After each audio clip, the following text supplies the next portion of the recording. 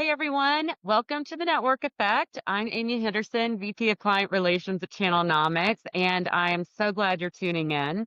As always, we chat with someone who's shaking up the world of partnerships and ecosystems, and today's guest is no exception. I'm joined today by Bryn Jones, CEO and co-founder of PartnerStack.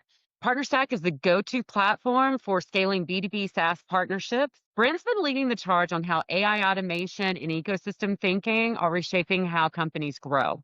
So today we're diving into the next era of partner-led growth, what's changing, what's working, and what's next for partner ecosystem.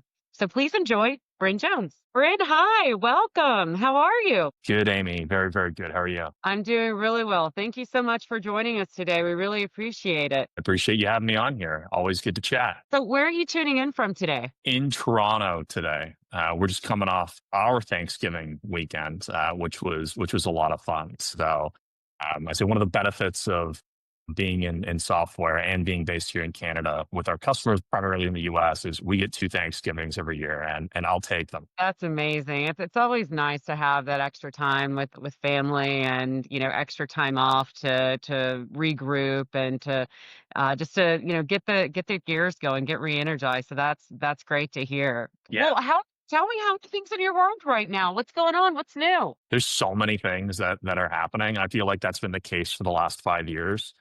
PartnerStack, we got founded way back like 10 years ago. And the last 5 years have felt like 10 years with like all the ups, downs, sideways, the evolution of partnerships and the ecosystem and everything. And so it's been a lot of fun to sit in the middle of that, talk to our customers, talk to our partners. But for me right now, I mean, Q4 is always our biggest quarter. It's where we have the opportunity to go in and talk to our customers about what their following your strategy is. And also is a really great time for us to, put the final touches on ours. So just a lot of really exciting things.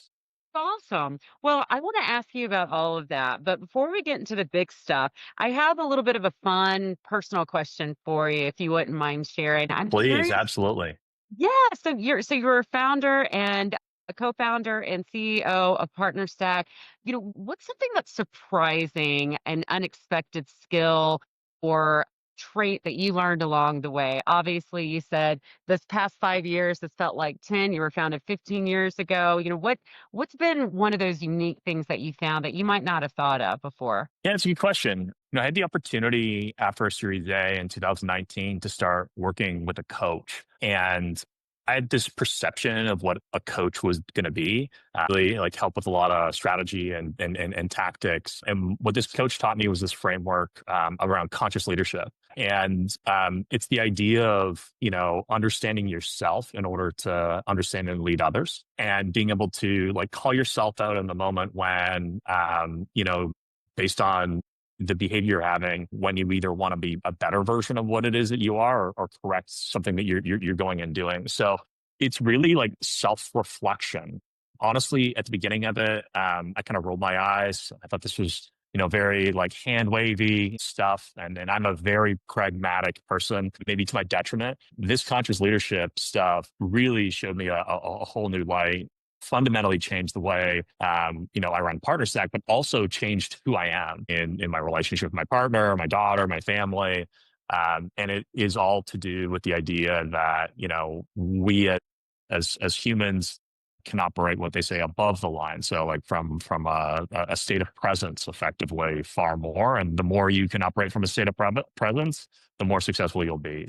It shocked me, especially given what my personality is, what my background is, but that and learning how to put call rooms together. Never thought that would be on the founder bingo card, but here we are. It's so interesting where self-reflection and really self-meditation and really grounding yourself can affect not only, your leadership style and the folks that you lead around you, but to your point, your friends, your family, everybody that you have interactions with. I had a coach tell me a long time ago, as a leader, never ask anything of anyone that you wouldn't normally ask yourself to do, which is Yeah. just such a simple rule, right? But I love that. Well, thank you for sharing. Well, let's talk, Bryn, about partner led growth. So Why do you think today that ecosystems are becoming the dominant strategy of B2B SaaS companies? Yeah, I think that, taking a one step back, when we first went out and pitched the idea of PartnerStack back in 2015, I went into a venture capitalist office and it was an hour long pitch. And 1 minute into this hour long pitch, this VC said, "This is the dumbest idea I've ever heard." And that is not the way you want to start your pitch. And his point was, why would I spend $1 in partnerships when I can spend $1 in building my sales team? And it's going to give me like a really fast ROI, and I know how to do it in a predictable way. So nobody said, was kind of caught me off guard. The underlying point, has been the opportunity for all partnership leaders, all channel leaders, all ecosystem leaders, all revenue leaders to solve for over the last 10 years. And the reality is from 2015 to 2020, that was a really hard problem to solve for. So the reason I believe today in 2025 that ecosystems and partnerships and channel is becoming, so critical to every B2B software company has to do with efficiency, and has to do with distribution. You want to get in front of the right customer at the right time through the right partner. And if you do that, as far as an efficient channel goes, like nothing is better. And we strive for that today in software. You layer in the fact that we have, all these LLMs and all these integrations that are starting to happen. And that just, compounds it further. And so I think it's a search for efficiency, but it's a search for efficiency trying to target the right customer at the right time through the right partner. And we now understand that that's not art. It actually can be fairly formulaic. And the partnership leaders that really get that and are leaning in there are seeing incredible success and finally getting that, the well-deserved nod from the C-suite and from boards. And that's so interesting that you have that point of view and that PartnerStack is built on that frame of mind of just increasing efficiency. And to you point, knowing the right customers to go after and when and the right partner to work with to bridge that gap. There's so many salespeople out there. Me being a salesperson myself, I've seen everything. And the salespeople that are the most successful not only work hard, but they work smart, right? And they know how to increase volume, particularly with partners. Those that don't typically don't last. They're kind of, one and done salespeople, are one hit wonders. And those are the ones that move around to companies. The ones that stay know how to be efficient. So that's a great perspective. I am hesitant to say this because I feel like this word has been used in every breath of every sentence of every day lately. But when it comes to AI, how is AI changing the way companies recruit, onboard, and activate partners in terms of what you guys are seeing? Yeah, so this is the big, and though we've heard a lot about it, I don't see it going anywhere. It's going to become Yeah. part of our vocabulary, and it's not going anywhere. Anybody in technology knows we're always in a search for tools that can allow us to do so much more, and that is absolutely the case inside a partnership. So I think of it is in AI in two realms. The first realm, which is the automation of workflows, right? Like if you think of it fundamentally, enterprise software has always been about, improving and accelerating workflows. The difference that has occurred now is with this agent-based model. Not only are you the one that puts inputs into your enterprise software, but the agent can actually fill those inputs. They can do the task for you. It can do many of those things when you step away. As it relates specifically into partnerships, there's really different flows that partnership leaders have to go in and manage. First is everything around partner onboarding and partner recruitment. These are partner onboarding and partner recruitment can be run through an agent, and they're really two different completely different functions and require different agents to go in and manage it. The thing that AI won't go and fix for, though, is that human-to-human relationship and connection, right? And we're seeing the most successful companies leverage AI, leverage these agent-based models, some of which we have at PartnerStack, and we'll continue to build agents based on the various workflows that we know are there. What we've seen the most successful companies do is leverage that effectively so they can spend more time with their partners so they can build better strategic plans, so that they can understand the nuance of a deal or why something is being blocked, is not yet at a state where it is able to fix that. I don't know if it ever will be, but we're certainly seeing it accelerate everything. We are no longer, even inside of PartnerStack,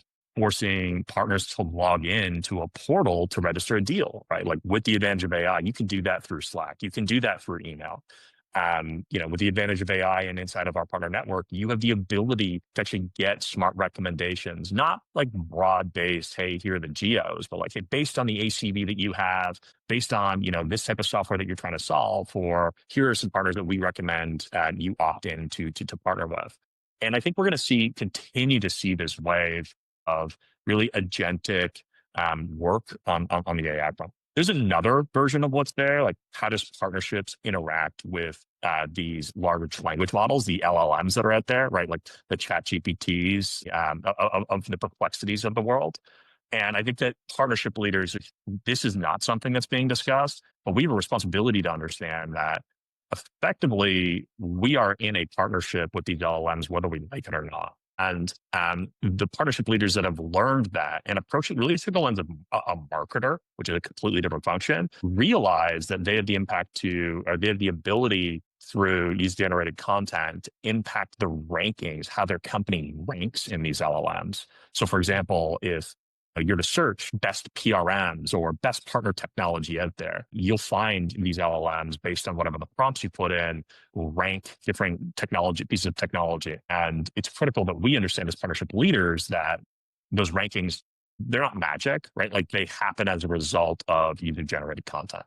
And so that is a huge opportunity that I don't see partnership leaders really leaning into. And the ones that do, I think, will really excel. Yeah. And, it's to your earlier point, when you just started, we were at a conference last week, and one of the big topics was AI and LLMs and all of the technology that helps you be more efficient and to do something that would normally take you a long time, faster, better, so you can move on to other things. Two things. One, it doesn't replace the human element of it. An AI bot can't create a relationship, right? That's meaningful. And two, people still need that human to human interaction. And so that takes strategic thinking, right? So a lot of folks were thinking now that our sales team or our channel sales team has a lot of free time available because of AI, how are we going to make them more productive? How do we get them to have more relationships and to spend that time? And how can you take advantage of the technology that's out there? So, as AI evolves, we're seeing different versions of use cases, predictive analytics, conversational AI, so on and so forth. What role do you see partners playing in all this new technologies in terms of co-creating any AI solutions? How are you seeing partners work with salespeople and work with vendors on that front? Yeah, I think that the partners that are most successful have decided to work with ISVs that are that are leaning in and want to listen to them. Like a partner can only do so much work. At the end of the day, if the ISV is not working with them or the distributor, whatever the relationship is, it's very challenging. So I would encourage partners first and foremost, when you're looking to go and start a partnership, ask the other party, what is your vision for AI? Have you considered like XYZ? I'm working with this company in this way. How do we improve it? Go in very curious. And the ones that aren't able to, like help or even try to solution to what's there, because the other truth around AI is that we're discovering so much every day. Like the roadmap is changing so much. That there's so many growing up. So I would start with, that human connection as a partner and ask your partner, what are you doing to improve your own internal processes? And have you considered these three options for us to work better together? So one of the ways we've seen this work really well is when partner managers actually use some of these agentic tools to better pair the partner with the direct sales team. The model has shifted a lot, and that has been really, really powerful. That's unlocked a lot of revenue. That's always been a hurdle, right? Like partnerships being an island. I think that if these agentic tools can be used in such a way to tie partnership leaders and partners more closely with the go-to-market team, then that is how we've unlocked the potential of what's there. And we're seeing early signs of that happen. I think in part it's because there's, so many people innovating in the space, but on the operator front, there's so many people that understand like, hey, this is about to be a career defining point. If I lean in here, there's just going to be so much value unlocked. Right. And when it comes to value, I mean, we always advise when it comes to deciding whether to partner with someone, when to partner, who to partner with.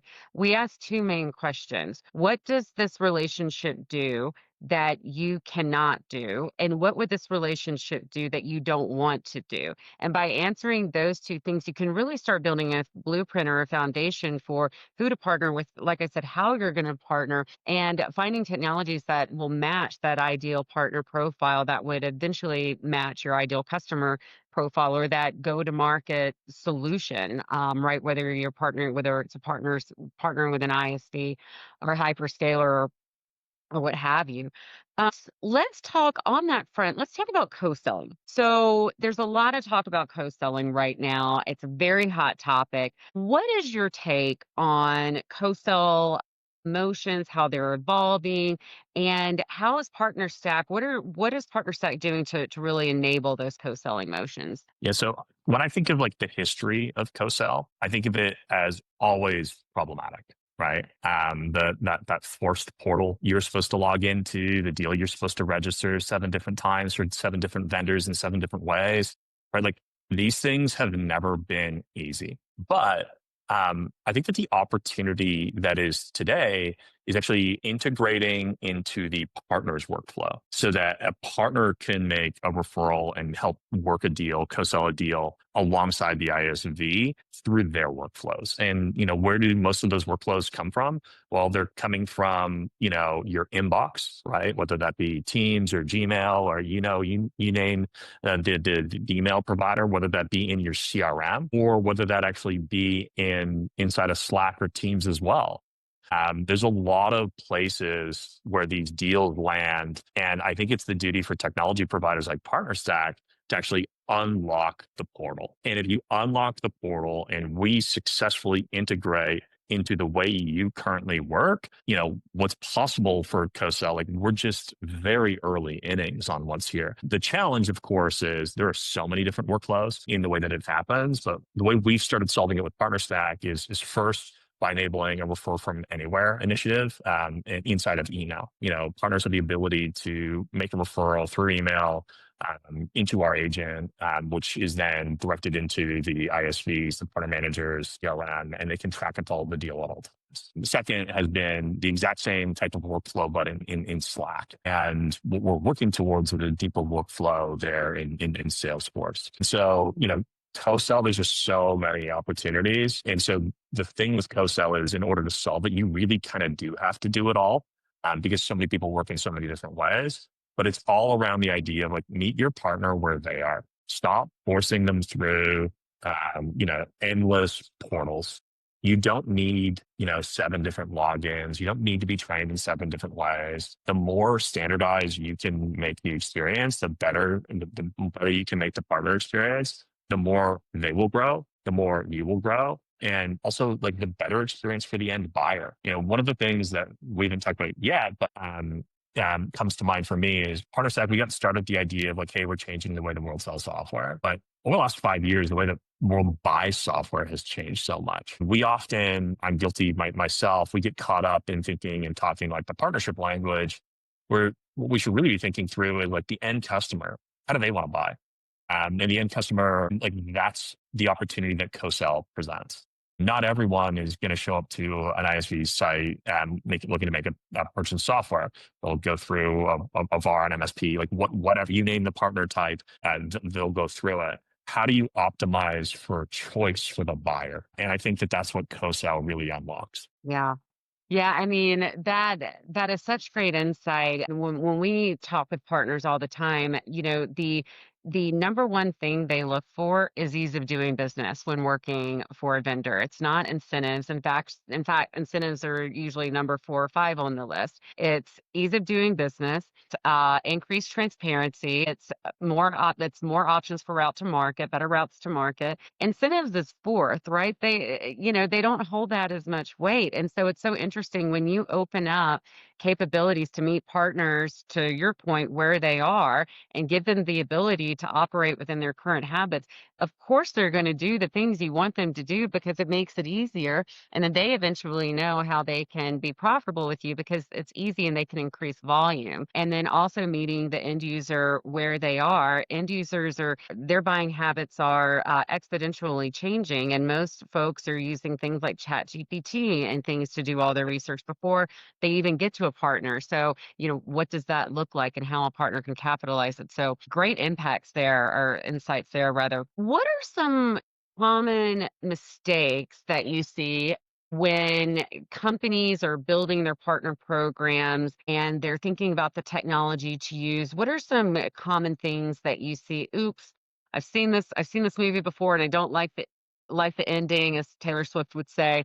What are some things that you've seen that you would caution people against? Yeah, there's a few categories. I'll touch on some of them. The overriding theme, though, is a company builds their partner program for themselves and not for the partner and not for the end buyer. Like, you can tweak and perfect and make the most beautiful partner login experience with all the bells and whistles. It doesn't care about that, right? Like, the partner cares, like you said, ease of doing business. And so this like optimization of strategy around something that isn't about growing revenue is the number one biggest mistake we see made over and over again.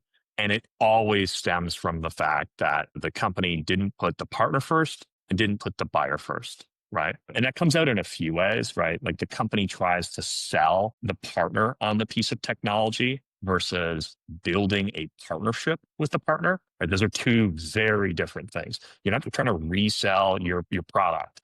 You're trying to build a partnership, and that involves trust, that involves transparency, and that's easier said than done. The next thing that we see companies go and do is they get on the road, like at the very early days, they get on the road very early. And um, there's a lot of resources on that. And there's a lot to be said about getting in person with folks. But if you show up ready to do business and you don't have any of the enablement, you don't have any of the data, you don't have anything to go and improve, unfortunately, you might have the best intentions, but because you're not able to drive results in a short-term window, you're not going to be around very long.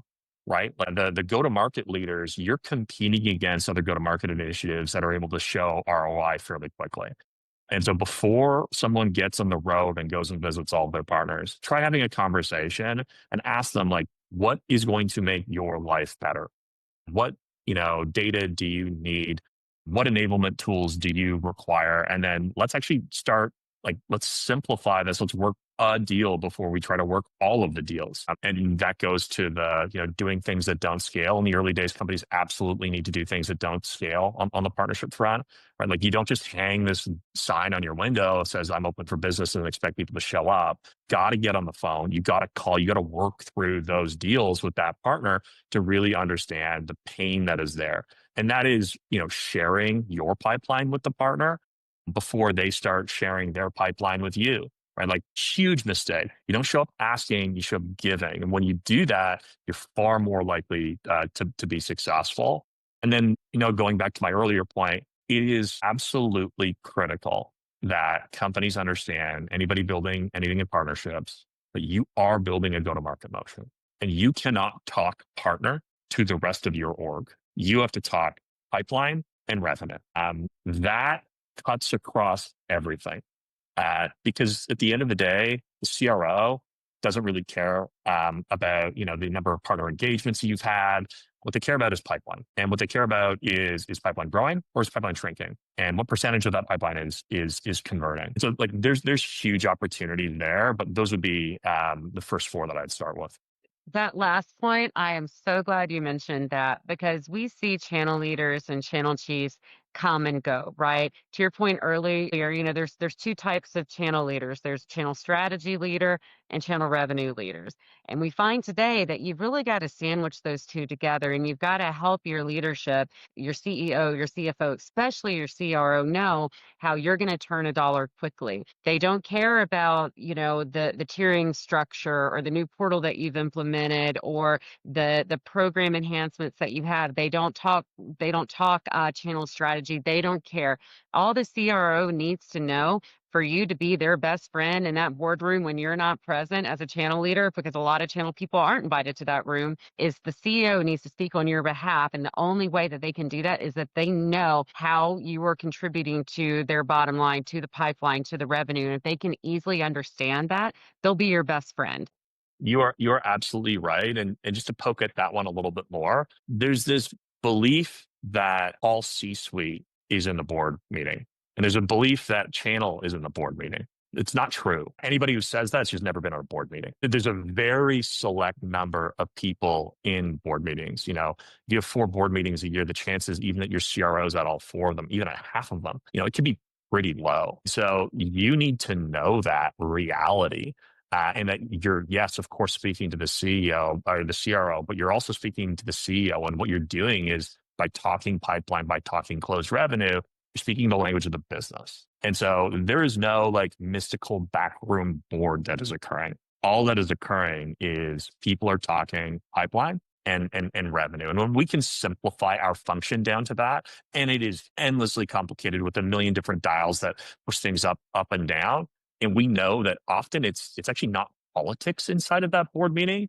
It's just very, very pragmatic. And we take that boogeyman out of the room. I think it just gives partnership leaders and as well partners just a better understanding of what's actually happening. Yeah. But also, more to your point, knowing whether you're in that boardroom or not, you are, for the most part, being talked about, right? And you need to know how you're being measured and what measurements are important to that board, whether they're your advisory board or your investors or your C suite or E suite. Because if you go in and just show up a bunch of metrics that are irrelevant, two things will happen. You'll be laughed out of the room, or you'll be invited to explore other opportunities outside the organization pretty Correct. fast, right? Correct. So, in order speaking that language is so important. So I'm so glad he brought that up. Well, we're almost out of time, but I want to know what's next for Partner Stack. What can you share? What's new? What's coming up? What developments can we know about that you can share with us? Yeah, there's a lot that is on our product roadmap, and so much of it has to do with co-sell. I mean, we touched on it before. How do we build into the workflow of partners? How do we improve ease of use for partners? How do we give the world's best partner experience to partners? And so we're spending a lot of time there, continuing to up level on that front. We've seen incredible surge in our partner matchmaking over the last 6 months. Our ability to match the right vendor with the right partner at the right time has increased 500% in 6 months, right? And to me, it's like finally living what we've always wanted to go in and do when you see metrics like that jump off the page. And then the third area is, like I talked on before, showing partnership leaders that there's a huge role for them to impact this new buying cycle, right? The first part of a buying cycle today is, whether it is today or is going to be in 12 months, like it's absolutely moving in this direction. It starts inside of the LLM. And if partnership leaders aren't asking themselves like, hey, how do I influence and impact that?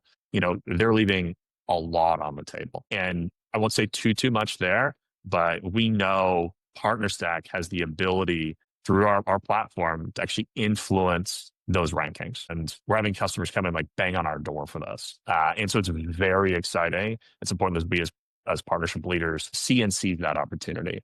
So there's a lot, but there's always a lot, which is fun. Well, that's amazing. Well, I cannot wait to see what you guys have coming down the line. It's exciting to see, and I invite everyone to check it out. Before I let you go, I want to ask you sort of a fun question. With we all have just crazy schedules with work and with family and with all of our obligations, whether professionally and personally. We all need that time to, I want to say, step away and just, kind of have some self-reflection, whether it's just a quick timeout or a quick serotonin boost, just something to do something for just you as a human. So For the audience, what are some things that Bryn Jones is consuming right now, whether it's something you're listening to or reading or watching? What's bringing you joy right now? What's giving you that needed daily boost of serotonin, if you will? Yeah, I get that boost when I find myself growing. And I've paid a lot of attention to something called Lenny's newsletter. And it's a product perspective on how to build and shape companies. There's a lot that's in the newsletter, but there's also a lot of content through the podcast that exists there. That's helped me continue to grow. And then just spending time with my daughter in our garden. I have a 2-year-old daughter at home, and watching her grow and her teach me stuff, and also grow stuff in our garden. Like that is where I get my boost. And so yeah, it's been a lot of fun. That's amazing. I love hearing that. Well, Bryn, thank you so much. I can't thank you enough for joining. This has been a wonderful conversation. It's been insightful, and I just really appreciate your time. So, everyone, Bryn Jones with PartnerStack, thank you so much. Thanks, Amy. Well, that's a wrap on this episode of The Network Effects. Huge thanks again to Bryn Jones for joining us and sharing such valuable insights on the future of partner-led growth. If you enjoyed today's conversation, be sure to follow us on LinkedIn, share this episode with a colleague, or leave us a quick review. It really helps us grow the show. Thanks again for tuning in, and we'll catch you next time on The Network Effect.